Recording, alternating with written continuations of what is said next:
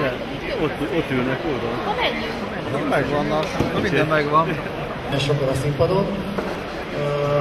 Engedjétek meg, hogy a friss kinevezésre való tekintettel talán még egy hónapot, ugye még egy hónap sem telt el a friss kinevezés óta.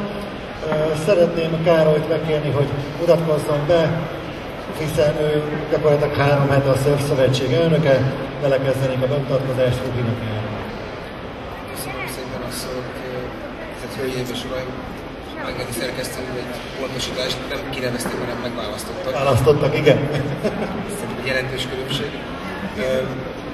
Igazából november-december körül az egyesületek többsége keresett meg, hogy vállalnám a Surf Szövetség vezetését, Kovács Péter az előző elnök, aki véleményem szerint nagyszerűen vezette a szövetséget, nem óhajtotta megújítatni a mandátumát, és kerültájékozódás és gondolkozás után úgy döntöttem, hogy elválaszt a felkérést, aminek a legjobb tudásom szerint igyekszem megfelelni. És nagy szerencsém van, mert a küldöttek egy nagyszerű elnökséget és adtak ehhez a munkához, akár Pártos György, aki mellettem ül, akár főtitkár úr, nagyszerű szakemberek, úgyhogy én azt gondolom, hogy a szövetségünk elsődleges céljai az autonómia és az önállóság megőrzése és a riói kvalifikáció teljesítése, azt gondolom, hogy ezek vállalható és elérhető célok. Nagyon szépen köszönöm a bemelegítő szavakat. Még talán annyit tegyünk hozzá, hogy ha nem csalnak az információim, azért a surf nem áll eleve olyan távol tőled, hiszen az elmúlt pár évben már foglalkoztál ezzel a sportággal. A szüleim révén Badacsonyban szörfözünk gyerekkorom óta, nem is pályaversenyzésben, hanem úgynevezett funboard kategóriában, ami ugye csak az ember önmaga szórakoztatására szolgál, és 2006-ban alapítottunk egy surfklubot, és akkor csatlakoztunk a Magyar Surf Szövetséghez, és akkor igyekeztünk részt venni a közösség életében a képességeinkkel és tudásainkhoz mérten. Igen, tehát ilyen szempontból nem kívülre jött vagyok. Nagyon sok sikert és nagy kalappal az új munkához. A következő, akit bemutatnék a jelenlevőknek, az talán, hát én azt gondolom, hogy sporttörténelem. Nem tudom, hogy össze tudunk-e rakni még egy olyan fiatalembert, még egy olyan történelmet, aki 5 olimpián vett már részt. Gádor Falvi Áron, az a szerény citromsárga pólóban lapuló ember, 96-ban az Atlantai olimpián, ő maga már személyesen ott volt, akkor én még egy nagyon kis suhant srácot láttam Atlantában szaladgálni, azóta már Áron is családapa. Áron, 5 olimpia. Innen tiéd a szó, mesélj. Igen, azt hiszem, hogy tapsot megér, ha valaki 5 olimpiát produkált meg. Tudom, hogy szerint srác vagy, de mondjál egy-két szót. Igen, hát nehéz belőlem kihúzni a szót. 5 olimpia, hát elég hosszú idő. Mondhatom, hogy az egész életemet átíveli ez a szörfözés. Nagyon remélem, hogy az 5-ből lesz 6 is. Nagyon szeretnék kijutni a Riói olimpiára. Én úgy gondolom, hogy folyamatosan fejlődtem. Az utolsó londoni olimpia az nem úgy sikerült, ahogy szerettem volna, de bízom benne, hogy Rióban be tudom bizonyítani, hogy folyamatosan tudok fejlődni, és nem hiába folytatom, nem hiába csinálom ilyen sokáig. Áron 2 nappal ezelőtt Litkei Farkas volt a 10-szeres kékszalag győztes a vendégünk, és arról faggattuk, hogy van egyáltalán ilyen sikersorozat után motiváció. Segíts nekünk. Mi az, ami azt mondatja veled, hogy ott kell lenned Rióban is? Azon kívül, hogy elnök úrnak is az elképzelései között szerepel egy ilyesmi. A motivációt sokféleképpen lehet nézni. Én úgy gondolom, hogy ez nem csak motiváció kérdése, nekem ez az életem, ez a sport, a szörfözés. Szeretem csinálni, és nagyon nem is tudom elképzelni, hogy ha nem szörföznék, akkor más csinálnék. Szóval ez ahogy nőttem, folyamatosan az életem része volt, és szeretném, hogyha sokáig maradna. Áron, talán azt tudom mondani, hogy Isten tartsa meg jó szokásodat, és legyen belőle 6. olimpia is. Tőled balra ül egy nagyon fiatal, izmos kígyó típusú kolléga, aki már junior olimpián szerepel. Andis, mutatkozz be egy kicsit, mit kell tudni rólad, és milyen szerepet tölt be a te életedre a szörfözés. Hát, hello, én 6 éve szörfözöm már, és hát ez talán a legkiemelkedőbb volt ez a szingapúri szereplés, hát nem tudom, én is szeretem szeretek szörfözni, nehéz nekem is elképzelni az életet enélkül, és hát ennyi. Ja, hát igen, és az áron tudom, hogy leszek a jövőben. Na, tehát ezt azért folytassuk egy kicsit, tehát az a jövőkép, ami gyakorlatilag karnyújtásnyira van tőled szó szerint is, az mennyire vonzó, mennyire követhető életút, családod, hogy áll hozzá? Nyugodtan mesélj erről, hiszen nagyon kevés olyan srác van, aki junior korában ott van egy olimpián, és egy olyan példakép lehet előtt, aki talán segít ezekben a céloknak az elérésében. Hát családom maximálisan támogat, szörfszövetség is, egyesületem is, csak hát ugye az Áronnak is biztos sok nehézséggel kell szembenéznie, hogy azt tekintve, hogy nincs tengerünk, csomó ilyesmi. De az Áron is küzd, és hát én is igyekszem.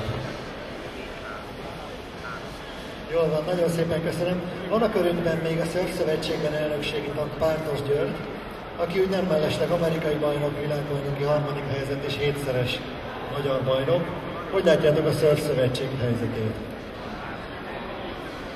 Abszolút rózsásan, és ugye nem véletlen, hogy ez a két srác itt van velünk, hiszen azért kicsit kanyarodjunk vissza, és inkább róluk beszélünk, mint magunkról. Sporttörténetileg is azért egy kuriózum Áron teljesítménye, főleg ha hozzáveszünk, hogy igazából, ha csak egy átlagos felkészülést tudna nyomni most Rióra, akkor is én azt mondom, hogy 100%, hogy a kvalifikációs szintet meg tudja futni. És igazából a kérdés az lenne, hogy sikerül-e áttörni azt a korlátot, hogy a 10-be bekerülhessen, amihez hát az utolsó 1-2 évnek egy tényleg különleges felkészülést kellene megpróbálnom biztosítani neki a Szörfszövetség elnökségének. Amiért pedig Andris itt van, és ez egy másik nagyon fontos dolog, hogy szó nincs arról, hogy Áron a múlt és az Andris a jövő, hanem jelen pillanatban mind a ketten a jövő, de azt, hogy elmondhatjuk, hogy az első ifjúsági olimpián, ami sporttörténelemben volt, 12. helyen végzett az Andris, ez egy óriási teljesítmény, és tényleg sok sportág nem mondhatja el magáról, amihez ugye nagyon kellett a szülőknek a támogatása, le a kalapot előttük, de hát az is, hogy a fölkészítésében ugye a szövetségi kapitányunk Kutasi Lórán mellett óriási szerepet vállalt maga Áron is. Ez előttem az utódom történet, ez itt abszolút előfordulhat az elkövetkezendő években. És hát amit az Andris mondott, az egy nagyon fontos dolog itt a van tengerünk, nincs tengerünk kérdésben, hogy az egész világon Magyarország az egyetlen ország, aki nem rendelkezik tengerrel, és az elmúlt 4 olimpián az összes kvalifikációs lehetőséget kihasználva ott voltak versenyzők. Tehát egyrészt Áron, ugye a férfiaknál, és a nőknél is minden olimpián volt ott versenyzők, sőt 2004-ben volt egy olyan olimpia, ahol 3 lányunk is volt, aki kvalifikálta magát az olimpiára, és hát közülük a legjobb kerülhetett ki aztán egy egymás között eldöntendő versennyel. Tehát szerencsére utánpótlás szempontjából is jó nálunk, nem csak a múltban és a jelenben van reményünk. Igen, döbbenetes, amit egyébként műveltek egy relatív és folyamatosan mind a két nemben, férfi és női osztályban is olimpiai szerepet hoztak. Lóri, te vagy a szakmai motorja ennek a közösségnek, hiszen szövetségkapitány vagy is, és főt ismerés egyben. Mi újság a lányokkal, hiszen most csak pasik vannak a színpadon, de jól tudom, akár 2 kvalifikációt is tudunk nőben bemutatni. Hát igen, köszönöm a szót. Hát abban a szerencsés helyzetben vagyunk és voltunk is, úgy gondolom az elmúlt évben, hogy 2 leányzó, a Csolnoki Sára és Detra Diana is megfutotta a szintet, Dia Perthben, még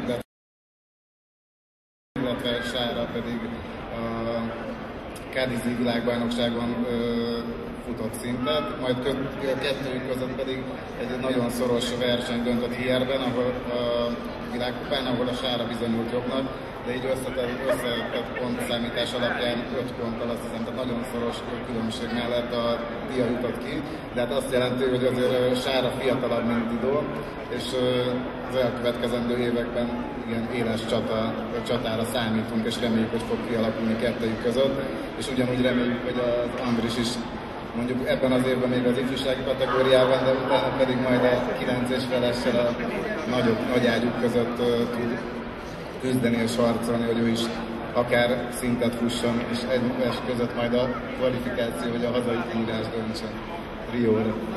Nagyon izgalmas, amiket mondasz. Azt gondolom, hogy ha beszéltünk Andrisról, az utánpótlásról, aki már feszegeti az Áron olimpiai kvalifikációját, legalábbis önbizalomban fokozatosan. Áronról is beszéltünk, aki 5-szeres olimpiát maga mögött, akkor talán Ákosról is ejtsünk szót, hiszen Molnár Ákos Masters világbajnok és 19-szeres magyar bajnokként szintén szerényen ül. Ákos, hogy lehet ezt az eszement tempót folytatni, hogy lehet ilyen eredményeket elérni tenger nélküli kis hazánkban?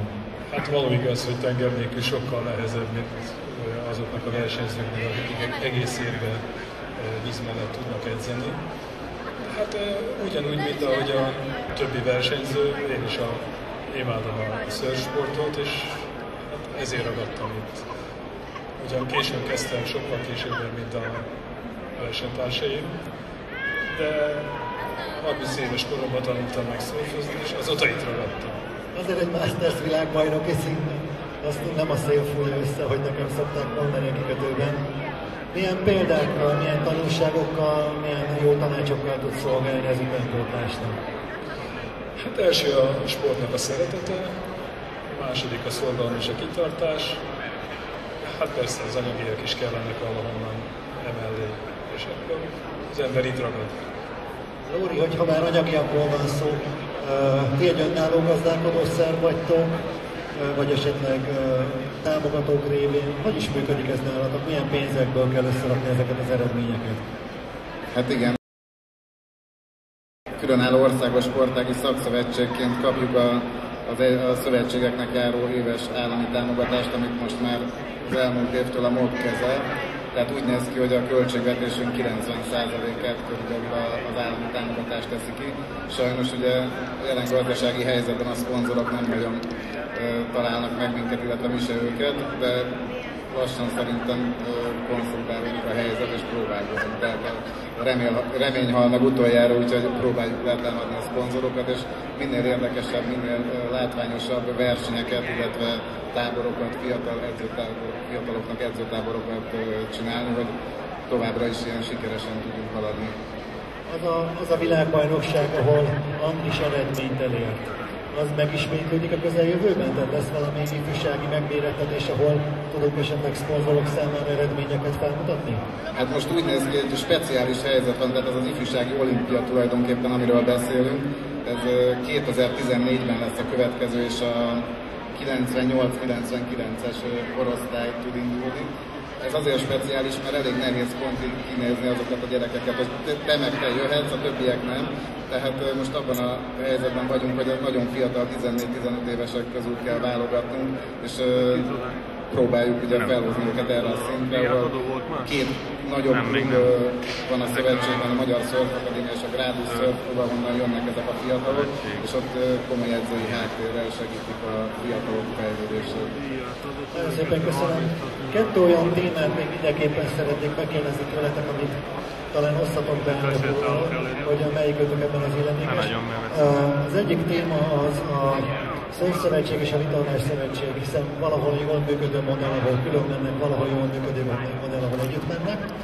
A másik pedig, amiben segítsenek nekünk, hogy beszélgettünk már a kájtosokkal, hogy őket is meglepetésként érte, hogy volt olyan átmeneti időszak, amíg úgy érezték, hogy a olimpiai hajóosztály vagy mégsem.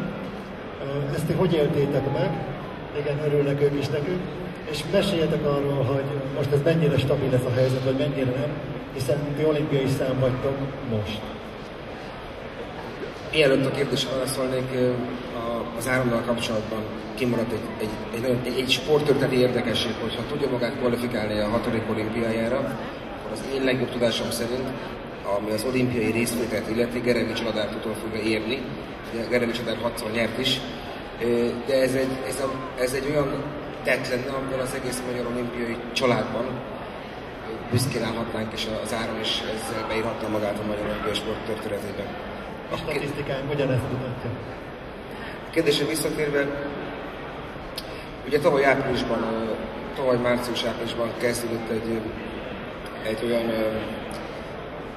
olyan szándék, ami azt sugallta, hogy a Magyar Szövetség esetlegesen jól tenné, vagy szerencsésebben tenné, hogyha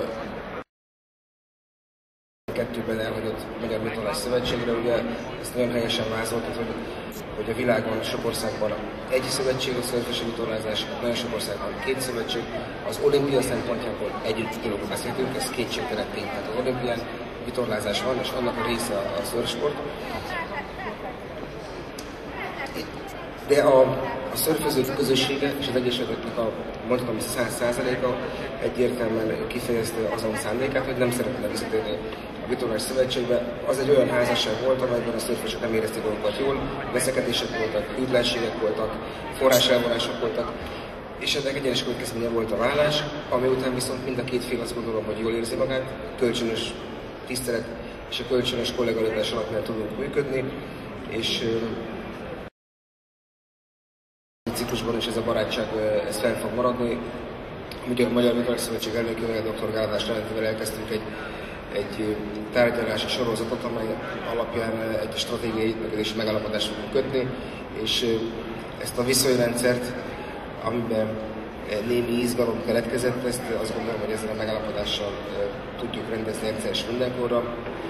A kérdés másik részére válaszolva, a birkózókkal most azt hiszem, mi 100%-osan empatikusak tudunk lenni, mert ugye tavaly áprilisban pont a szörfözést szavazták ki az olimpiáról, és akkor nekünk is volt egy olyan 6-7 hónapunk, amikor komoly stresszben voltunk, hogy mi lesz a szövetséggel, mert ugye Magyarországon az egy doktrina, hogy olimpia központoság, és ha valami nincs az olimpián, akkor az nem tud állami forrásban részesülni. Itt a labdarúgás a kivétel, de ennek megvannak a jó okai. És nekünk is egy olyan izgalmas 6-7 hónap volt, nyilván próbált mindenki megtenni, amit tudott, de aztán győzött a józanész, és a szörfözés visszakerült az olimpiára, azért került vissza, mert a torony magasan a legnépszerűbb vitorlás hajóosztály, és én szentül meg vagyok győződve, erre nagy összegbe is fogadnék, hogy a birkózás is vissza fog kerülni, mert az viszont olyan elképesztő népszerű sport, az egész földgolyón, több mint 180 országban, Amerikától, Oroszországig, Irántól, Németországig, mindenhol űzik egy egyszerű, olcsó sportot, hogy el nem tudom képzelni, hogy a birkózás kimaradjon az olimpiáról, úgyhogy ha vannak egy birkózók, akkor őket bízhatnám, hogy ne adják föl. Először talán azzal kapcsolatban, hogy a szörfügyelme, de májusban lekerült az olimpiák játékairól. Nagyon érdekes történet, sok szempontból érdemes földolgozni, és többféle rekord is van ezzel kapcsolatban.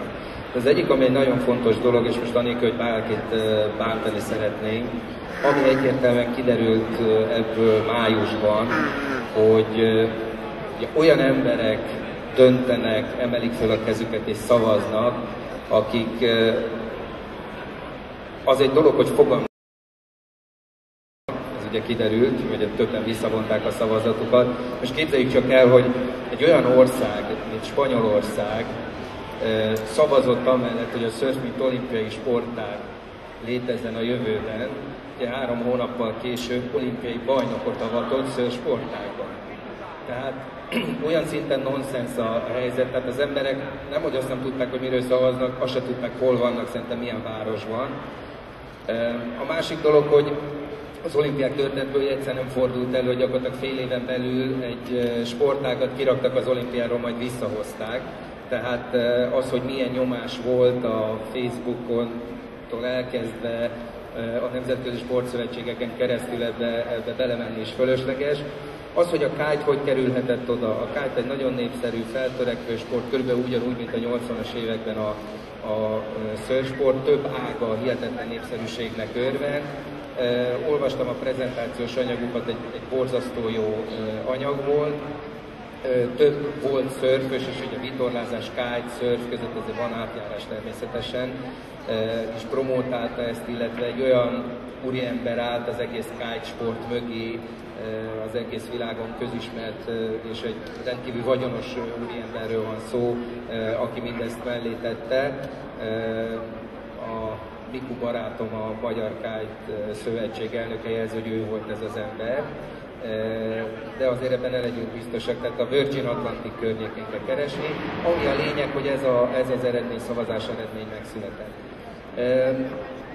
Sokkal inkább viszonyulnék oda, a Nemzetközi Vitorlás Szövetségnek volt egy elnöke, Paul Henderson úr, egy rendkívül nagy köztiszteletben álló úriember, aki egy teljesen új stratégiai irányba elkezdte vinni a nemzetközi vitorlás ernyő alá tartozó sportokat, hogy a látványt, a népszerűséget, a televíziós igényeket sokkal inkább ki tudják elégíteni, és az ő álma az volt annak idején, amit megfogalmazott, hogy 2 fő olyan ágat jelölnek még az ő elnöksége alatt, akiben ezt a fantáziát látja. Az egyik a 49er volt, ami be is került az olimpiára, és sikeresen is működött, és tényleg az egyik leglátványosabb vitorlásosztálynak mondhatjuk talán a többtestű vitorlások mellett, és a másik pedig a surf. Tehát elég furcsa ez a környezet. Amit még sokan nem tudnak, és ezért csak háttérinformációként érdemes elmondani, ugye a olimpián 10 vitorlázással, szörfözéssel kapcsolatos osztály szerepel, amiből ugye 2 szörf és 8 vitorlásosztály van. És hát csak a hazai vizeket nézzük, hogy milyen átjárhatóság van. Bizonyára, aki ide a terembe bejött, az egyik első útja a 50-50-hez vezetett, ami egy hihetetlen szerkezet. Olyan szerencsés voltam, hogy én is mehettem vele.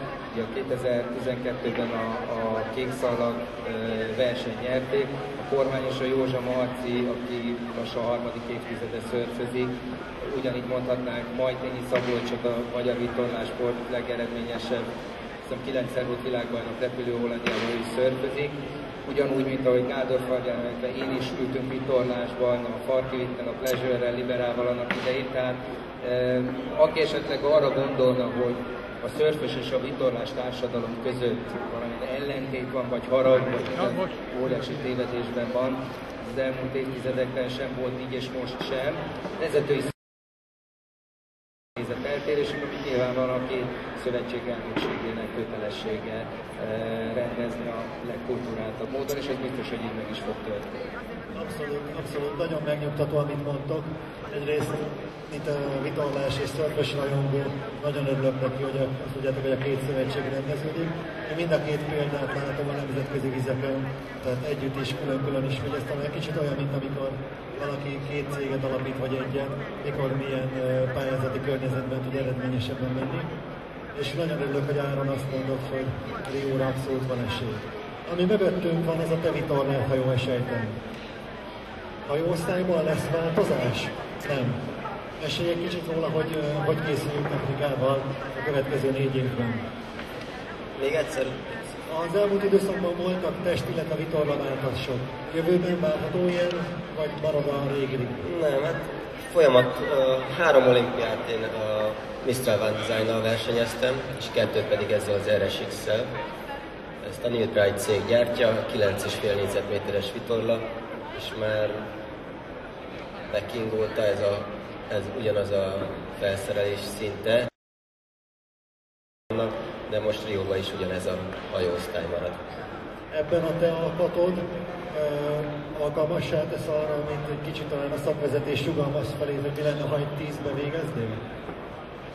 Nem a legideálisabb az alkatom, de az a szerencse, hogy azért jól tudom alakítani. A legnagyobb probléma, hogy egy picit alacsony vagyok. De jól tudod alakítani. Azt a legnehezebb, de a súlya megpróbálom kompenzálni. Most a londoni olimpiával is ez volt a helyzet, hogy egy kicsit erősebb szél volt, mint ami nekem kedvezett, és ezért mondhatni így a elvárásoktól egy kicsit nem sikerült úgy, ahogy kellett volna. De Rióban viszont lehet, hogy pont jó lesz az alkatom, azt hallottam, hogy elég kis szeles hely, szóval nem olyan erős ott a szél, mint mondjuk most a londoni olimpián volt, szóval el tudom képzelni, hogy ideális lesz számomra.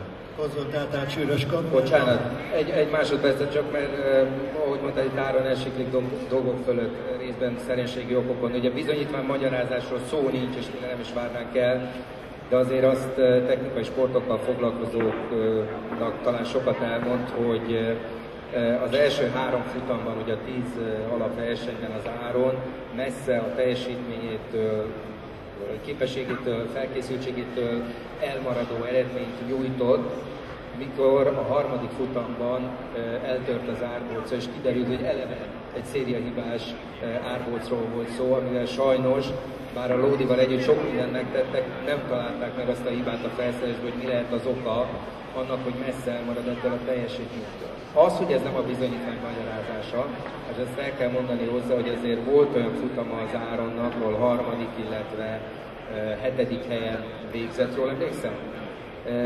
Tehát egy olimpián elsőként venni gólyát, elsőnek lenni egy futamon belül, és befutni harmadik helyen, illetve 7. helyen, az azt hiszem nagyon jól megmutatja azt, hogy milyen potenciál van az Áron.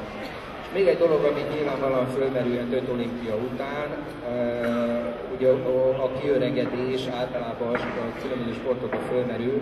Hála Istennek azért a szörf hasonló vitorlázáshoz, a női tornától azért több dologban is eltér. Például abban, hogy korban teljesen másképp hullanak ki, vagy öregednek ki a versenyzők, hiszen ha csak a profi világkupát nézzük, volt olyan év az elmúlt pár évben, amikor a top 3-nak az átlag életkora 40 körül volt, tehát fizikálisan lehet jobb állapotban lenni fiatal labdarúgónak is, de azt a rutint, azt a kilométert, ami az Áronban van, azt nem lehet pótolni sem fizikálisan egyéb felkészülésekkel, ezért az Áronban abszolút benne van ez a top 10, ami a medál résznek hívják az olimpián, ahol az utolsó futamon a top 10 versenyzik jön, és azon belül pedig a londoni olimpia tapasztalata is a támogat történt. Áron, gyakorlatilag kell egy kicsit gyengébb szél, egy törésmentes árbóc, és top 10. Így legyen. Így legyen. Uraim, nagyon szépen köszönöm, hogy velünk voltatok. Kedves vendégeink, azt hiszem, hogy 5 olimpiai tapsot zárásképpen megérdemel. Elnök úr nagy kalappal a csapatból, büszke kis társaság, jó munkát kívánok hozzá nektek. Köszönöm szépen. Köszönjük.